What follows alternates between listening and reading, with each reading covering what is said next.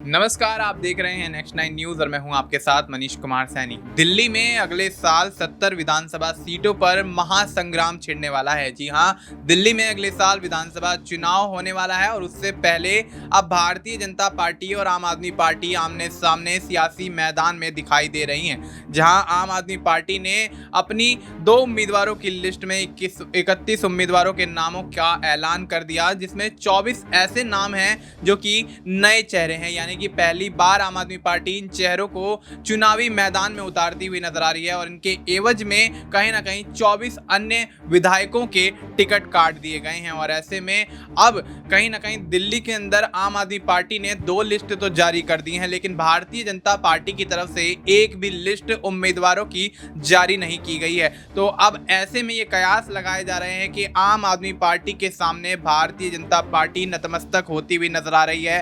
Bharatiya Janata party अपनी तैयारियों में जिस तरह से पीछे हटती हुई नजर आ रही है, तो उससे यही अंदाजा लगाया जा रहा है कि एक बार फिर से दिल्ली की सत्ता पर काबिज होने के लिए आम आदमी पार्टी जिस तरह से मेहनत कर रही है वो कामयाब होती हुई नजर आ सकती है। लेकिन जिस तरह से भारतीय जनता पार्टी और आम आदमी पार्टी एक दूसरे पर आरोप प्रत्यारोप लगा रहे हैं, जहां एक तरफ अरविंद केजरीवाल ये कहते हुए नजर आ रहे हैं कि दिल्ली के अंदर अपराध की जो सीमा है वो बढ़ती हुई नजर आ रही है, अपराध के आंकड़े बढ़ते हुए नजर आ रहे हैं, उस पर केंद्र सरकार को एक्शन लेना चाहिए। जिसके संदर्भ में अरविंद केजरीवाल ने अमित शाह को एक चिट्ठी भी लिखी है और उस चिट्ठी का जवाब अब यहाँ पर कहीं ना कहीं इंतजार उस जवाब का किया जा रहा है। तो वहीं बात करें दिल्ली बीजेपी प्रदेश अध्यक्ष की, जो कि यहाँ पर कहीं ना कहीं बड़े आरोप लगाते हुए नजर आ रहे हैं आम आदमी पार्टी पर। वीरेंद्र सचदेवा ये कहते हुए नजर आ रहे हैं कि आम आदमी पार्टी ने महिला सम्मान योजना चुनाव से पहले इसलिए लॉन्च की है क्योंकि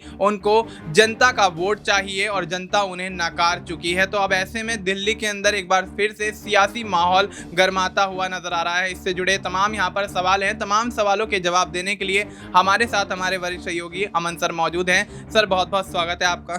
सर, किस तरह से देखते हैं दिल्ली के अंदर विधानसभा चुनाव अगले साल फरवरी में होने वाला है और उससे पहले आम आदमी पार्टी और भारतीय जनता पार्टी के बीच खींचतान देखी जा रही है?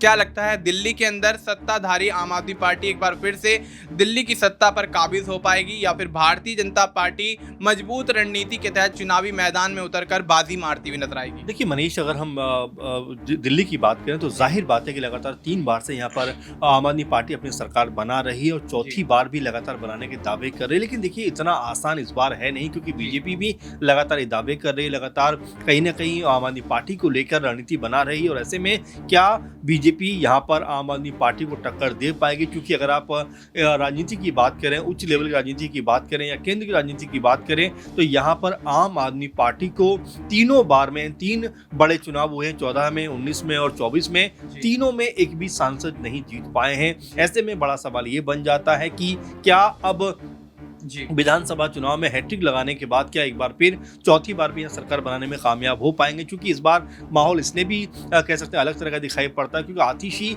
इस समय मुख्यमंत्री हैं और ये भी लगातार कहा जा रहा है कि आतिशी ने जिस तरह का काम किया है वो कहीं ना कहीं अरविंद केजरीवाल पे भारी पड़ती हुई नजर आ रही है। साथ में वो महिला चेहरा है, तो ऐसे में क्या बीजेपी के लिए उनकी कह सकते हैं कि उनकी काट ढूंढना आसान हो पाएगा? और जैसा कि हम लगातार देख रहे हैं, आम आदमी पार्टी न सिर्फ महिलाओं के लिए कह सकते हैं अनाउंसमेंट कर रही है, बुजुर्गों के लिए कर रही है, बल्कि ऑटो चालकों के लिए भी उन्होंने एक तरह से बड़ा अनाउंसमेंट किया है। और देखिए, बीजेपी जिस तरह की बात कर रही है कि भाई मुफ्त की रेवड़ी बांटने हैं जी, महिलाओं के लिए अभी कह सकते हैं योजना जो जारी करने की बात करते हैं, तो अरविंद केजरीवाल के ऊपर लोगों का भरोसा बिलीव डेवलप इसलिए हुआ है कि उन्होंने कहा था कि भाई मुफ्त बिजली आपको मिलेगी, एक कंडीशन के बाद में वो भी मिलती हुई नजर आ रही है, मुफ्त पानी मिलेगा, कंडीशन के बाद में वो भी मिलता हुआ नजर आ रहा है। अगर आप देखें, अच्छे स्कूल, अच्छे अस्पताल और तमाम जो सुविधाएं एक आम आदमी के लिए चाहिए वो सब उन्होंने दी हैं जो उन्होंने वायदे किए थे। तो लोगों का जो बिलीव है वो उनके ऊपर डेवलप होता हुआ दिखाई पड़ रहा है। तमाम महिलाओं को मैं सुन रहा था, बात जब कर रहे थे, उन्होंने ये कहा कि अगर केजरीवाल ने कहा है कि भाई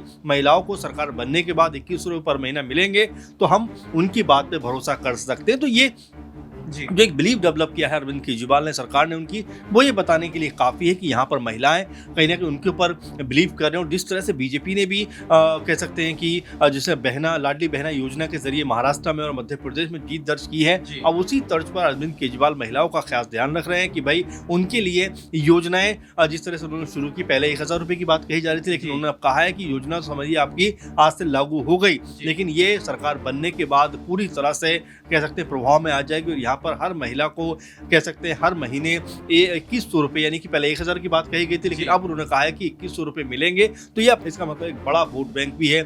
बुजुर्गों की बात करें, बुजुर्गों के लिए उन्होंने जो उससे पहले तीर्थ यात्रा की शुरुआत कराई थी, अब उन्होंने कहा है कि भाई हर बुजुर्ग को 2,500 रुपये पर महीना मिलेगा। तो ये जो तमाम घोषणाएं हैं ये कहीं ना कहीं अरविंद केजरीवाल को मजबूत कर रहे हैं। वहीं ऑटो वालों की बात करें, ऑटो वाले जो चालक हैं उनके लिए भी उन्होंने एक तरीके से उनकी घर में कोई शादी होती है तो 1 लाख रुपये देने की बात कही है। इसके अलावा अगर वो ड्रेस की बात करते हैं तो 500 रुपये देने की बात कही है, 10 लाख रुपए का इंश्योरेंस देने की बात कही है। यानी कि एक तरीके से लोगों को लुभाने का प्रयास कर रहे हैं। और ये काम बीजेपी भी कर रही थी। आपने देखा कि चाहे आप राजस्थान की बात करें, 500 रुपये सिलेंडर देने की बात कही जा रही थी, कई जगह पर मुफ्त बिजली देने की बात कही जा रही थी। तो कुल मिलाकर देखिए फ़ायदा लोगों का है, जहाँ फ़ायदा लोगों को ज़्यादा लगेगा वहाँ पर वोट देते हुए नजर आएंगे। जी बिल्कुल। तो ऐसे में जिस तरह से आम आदमी पार्टी ऑटो वालों को ध्यान में रख के, बुजुर्गों को ध्यान में रख के, महिलाओं को ध्यान में रख के तमाम योजनाओं की यहाँ सौगात देती हुई नजर आ रही है, तो उससे कहीं ना कहीं वोट बैंक पूरी तरह से आम आदमी पार्टी की तरफ झुकता हुआ नजर आ सकता है। और ऐसे में भारतीय जनता पार्टी जिस तरह से यूं कहती हुई नजर आ रही है कि आम आदमी पार्टी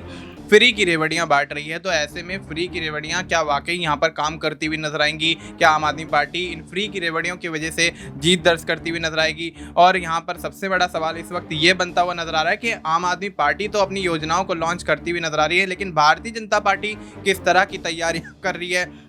क्योंकि भारतीय जनता पार्टी की तरफ से दिल्ली वालों के लिए कोई भी बड़ा ऐलान, या यूं कहें कि दिल्ली की जनता के लिए कोई भी बड़ी घोषणा यहाँ पर नहीं की गई है। तो सर क्या लगता है, क्या वाकई भारतीय जनता पार्टी अभी भी कहीं ना कहीं अपनी रणनीतियों को लेकर कंफ्यूज है, असमंजस की स्थिति में है? क्योंकि अरविंद केजरीवाल तमाम उन योजनाओं को लॉन्च करने की बात कह चुके हैं जो कि दिल्ली में जनता को चाहिए, एक आम नागरिक को जो चाहिए होती है। तो क्या लगता है, क्या वाकई भारतीय जनता पार्टी कुछ नया तलाशने की फिराक में यहाँ पर है? देखिए बिल्कुल, वास्तव में बीजेपी को कहीं ना नया ट्राई करना पड़ेगा। और जिस तरह से हम देख रहे हैं, जैसे आम आदमी की हम बात कर रहे हैं, आम लोगों की बात कर रहे हैं कि जिस तरह से उनको सुविधाएं अरविंद केजरीवाल ने दी हैं। और देखिए एक होता कहना, एक होता करना। क्योंकि आपको याद होगा पीएम मोदी ने कहा था कि हर एक के खाते में 15-15 लाख रुपए यूं ही आ जाएंगे। आज तक हर लोग खाते में नहीं आए। इसके अलावा आपने देखा कि अगर हम नोटबंदी करेंगे तो सारा आतंकवाद खत्म हो जाएगा, सारा ब्लैक मनी खत्म हो जाएगा, सारा जो है नकली करेंसी खत्म हो जाएगी। आज भी नकली करेंसी, आज भी आतंकवाद है, तमाम चीजें हैं। तो ये जो सवाल थे वो अभी जस के तस बने हुए हैं। और साथ में जिस तरह 2 करोड़ नौकरी देने की बात की थी वो अभी भी सवाल बने हुए। भाई अरविंद केजरीवाल ने जो बातें कही थी लगभग उसके ऊपर खड़ा उतरते हुए नजर आए। इसीलिए लोगों को जो बिलीव है, जिस हम बिलीव की बात कर रहे हैं, वो कहीं ना कहीं नजर आता है कि यहाँ पर जो अरविंद केजरीवाल के पक्ष में एक माहौल तो है। अगर बीजेपी यहाँ पर कोई बड़ा दाव लगा पाए, यानी जिस तरह आप योजनाओं की बात कर रहे हैं, अगर बीजेपी ने मान लीजिए लाडली बहना योजना को यहाँ पर लागू करने का प्रयास किया या फैसला किया, तो जाहिर बात है कि कहीं ना कहीं अपनी हवा बनाने का वो प्रयास करेंगे। लेकिन देखिए सबसे बड़ी बात है कि बीजेपी यहाँ पर कौन सा बड़ा चेहरा बनाना चाहेगी या किस चेहरे के ऊपर यहाँ पर चुनाव लड़ेगी। क्योंकि यहाँ पर बीजेपी के पास कोई भी ऐसा बड़ा चेहरा नहीं है जिसके नाम पर चुनाव लड़ा जा सके। आपने देखा हर्षवर्धन के नाम पर चुनाव लड़ा गया, इसके बाद आपने देखा कि मनोज तिवारी के नाम पर भी चुनाव लड़ा गया। अब यहाँ पर 2 बड़े चेहरों का नाम जो है सामने आ रहा है। एक तो रमेश बिधूड़ी का नाम भी सामने आ रहा है, जो कालकाजी शायद चुनाव लड़ सकते हैं। इसके अलावा जो है बांसुरी स्वराज का भी नाम निकल कर आ रहा है, जिनको उनकी माँ की नज़र से भी देखा जा रहा है कि माँ की तरह बोलती हैं, माँ की तरह उनका कह सकते हैं बात को रखने का तरीका है। और ये तमाम सारी बातें कही जा रही हैं। लेकिन सबसे बड़ी महत्वपूर्ण बात कि क्या बीजेपी इन दोनों चेहरों पर दाव लगाएगी या कोई तीसरा चेहरा निकल कर सामने आएगा जिसके ऊपर बीजेपी जो है अपने आप को आगे लेकर जाएगी। क्योंकि दिल्ली में अरविंद केजरीवाल या आम आदमी पार्टी को चुनौती देना आसान काम नहीं है। क्योंकि पहली बार में 28 सीटें जरूर आम आदमी पार्टी को आई, लेकिन दूसरी बार में 67 सीटें और तीसरी बार में 63 सीटें आम आदमी पार्टी को मिलती हैं, जो अपने आप में बहुत बड़ा आंकड़ा है। लेकिन हाँ, ये जरूर है कि जो जिस तरह बीजेपी ने जो कैलाश गहलोत को अपनी तरफ मिलाया, और वहीं जो कुछ चेहरे बागी होते हुए दिखाई पड़ रहे हैं। क्योंकि अभी तक आम आदमी पार्टी ने 31 नाम जारी किए हैं, जिसमें से 24 मौजूदा विधायकों के टिकट काट दिए गए हैं और वो काफ़ी गुस्से में भी दिखाई पड़ते। तो ये तमाम ऐसे कारण हैं या ऐसी वजह है जहाँ पर आम आदमी पार्टी थोड़ी बहुत कमजोर हो सकती है। तो क्या इसका लाभ बीजेपी को मिलता हुआ नजर आएगा? क्या बीजेपी अपने आप में एक जो हवा है पूरे दिल्ली के अंदर वो अपने पक्ष में बना पाएगी, क्योंकि यहाँ दिल्ली में बीजेपी को अपने पक्ष में हवा बनाने के लिए उनके पास देखिए 7 कह सकते सांसद मौजूद हैं, और सांसद होने का मतलब ये है कि अपने अपने क्षेत्र के अंदर वो बीजेपी को ज़बरदस्त तरीके से लाभ दिला सकते हैं। लेकिन क्या वाकई में वो ऐसा करते हुए नजर आएंगे? क्योंकि 7 विधायक तो 19 में भी थे, 14 में भी थे 7 सांसद, लेकिन वो बीजेपी को सत्ता में लाने में नाकाम रहे। तो कुल मिलाकर स्थिति अभी कह सकते हैं कि आम आदमी पार्टी के पक्ष में नजर आती है। लेकिन यहाँ से अगर बीजेपी ने कोई बड़ा दांव खेला, कोई बड़ा अनाउंसमेंट किया, तो हो सकता है बीजेपी भी इस रेस में आती हुई दिखाई पड़े। जी बिल्कुल। तो ऐसे में भारतीय जनता पार्टी अगर कोई बड़ा अनाउंसमेंट यहाँ पर करती हुई नजर आती है, किसी बड़ी घोषणा का ऐलान यहाँ पर भारतीय जनता पार्टी द्वारा किया जाता है, तो वाकई मुकाबला टक्कर का होता हुआ नजर आएगा। क्योंकि आम आदमी पार्टी तो कहीं ना कहीं अपनी जड़ों को मजबूत करने के लिए तमाम योजनाओं को लॉन्च करती हुई नजर आ रही है, चाहे महिलाओं के लिए हो, बुजुर्गों के लिए हो, ऑटो चालकों के लिए हो।